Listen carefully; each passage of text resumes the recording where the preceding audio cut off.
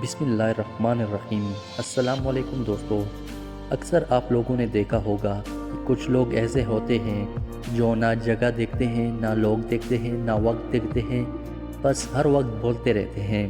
تو آج میں آپ لوگوں سے 6 ایسی جگہ کے بارے میں بتانے والا ہوں جہاں پر خاموش رہنا ضروری ہے۔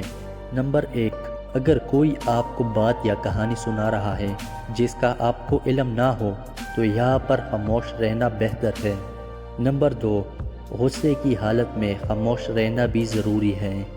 نمبر 3، ایسے الفاظ جن سے یہ محسوس ہو کہ کسی دوسرے کی توہین ہوگی وہاں پر بھی چپ رہنا ضروری ہے۔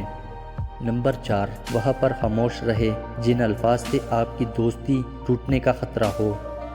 نمبر 5، وہاں پر خاموش رہو جہاں آپ کے بولنے سے رشتوں میں دراڑ آ جائے۔ نمبر 6، اگر آپ بولتے ہوئے چیختے ہو تو آپ کا خاموش رہنا ضروری ہے۔